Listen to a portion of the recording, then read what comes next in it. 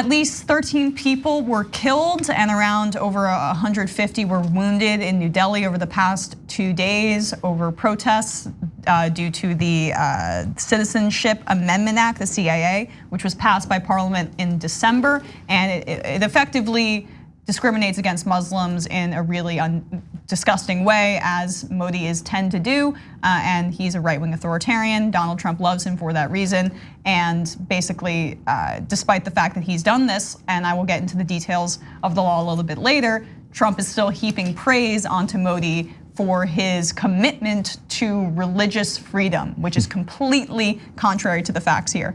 President Trump commended Indian Prime Minister Narendra Modi for working very hard on religious freedom and refused to discuss a controversial new citizenship law that set off protests across the country, saying that the matter was really up to India. Trump's comments came amid the worst outbreak of communal violence in India's capital in decades. At least 13 people were killed in Delhi on Monday and Tuesday when clashes broke out between Hindus and Muslims in the northeastern part of the city. So anti-CIA protesters were reportedly doing peaceful sit-ins, and the police used tear gas amongst other tactics. They apparently kind of threw rocks back, but it's really, I don't think, you can't compare the two. Disproportionate, that was the word I was looking for there. And people don't know this, but despite Muslims being the minority in India, a significant minority, it's the second largest Muslim population in the entire world. So this affects so many people, in addition to what Modi is doing in Kashmir, where they're still under lockdown, and he's basically doing apartheid in slow motion in that region of the country.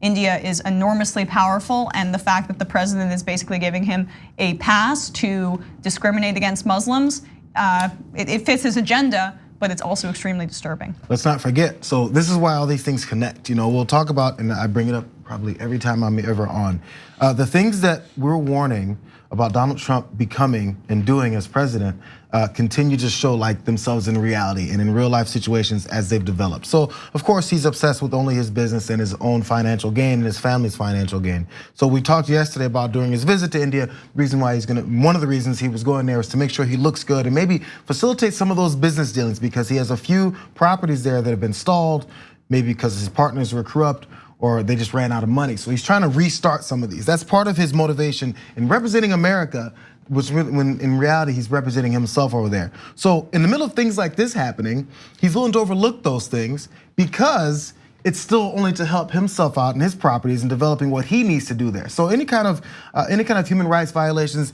any people being killed, protests in the streets, and as you show up and go, I'm the president of the United States and everyone loves me here, and you have nothing to say about what's going on the streets, is because you only care about yourself. That's not you or your family in the streets having these disputes. It's not your properties being damaged from it. It's not your religion, which you don't have one anyway. It's not your religion being persecuted. So as long as none of that's happening to you, you can still say, Modi's a great guy, everything is going great in India, and I'm just gonna move on and leave and say I did a great job on this world tour. Yeah. And it's convenient to him to have a situation like this. He wants the precedent to be set that if you are the majority in a country, you can do whatever you want, whether it's a religious or a racial majority, your way goes. And so, sure, let's have 1/7 of the population live under that sort of system. I want to set up that system too. We both use the term religious freedom. That only ever means religious supremacy. It doesn't mean a freedom from infringement on your right. It means the ability to infringe on those who are not a part of your religion. That is what it means to Donald Trump and hardcore right-wing conservative Christians in this country. We're seeing the same thing over there.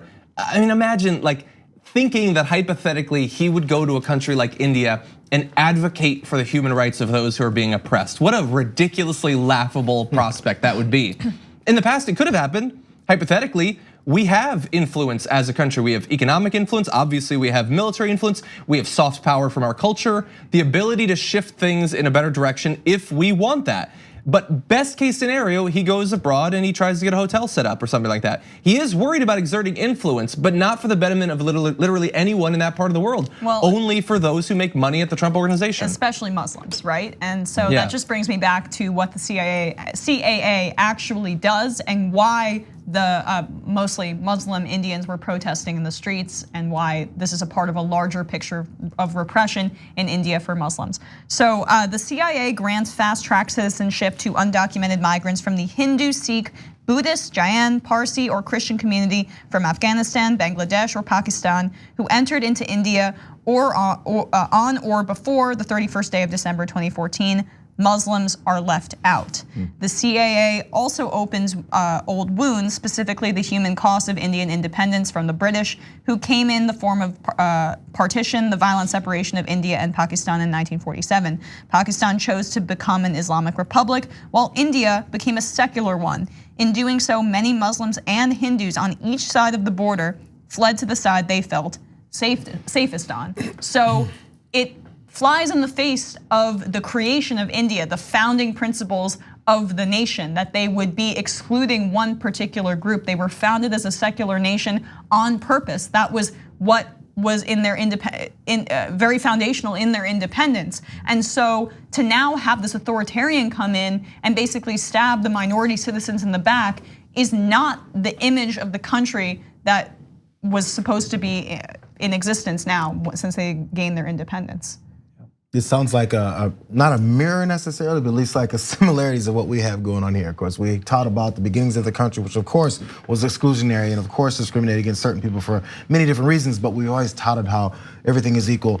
The opportunity levels in the country are all the same, but in reality, we haven't lived up to that. And especially when it comes to things like religious freedoms. So we bring, as again, the term, you bring it up lately, you know what it really means. And it was one of the first things he was pushing. So we have to keep certain people out of the country because they're by nature dangerous to the existence of our country. It all sounds the same as the reasons why that these things always match up, and then he finds his like-minded people. It's all the same.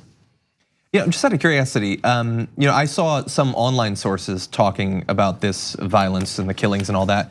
I don't know if any of you, you're both busy, if you had time to check to see, is the mainstream media talking about this at all during this presidential trip? It's brown people. So it seems like we'd rather talk about he's Fidel there. Castro, right? And Bernie's comments on that. That's disappointing. It sounds like the only thing they had to talk about it was, hey, this is happening, is everything great? And Trump says, yeah, everything is great. Yeah, of course. Don't miss your chance to win a trip to Los Angeles and have dinner with Cenk, Anna, and me.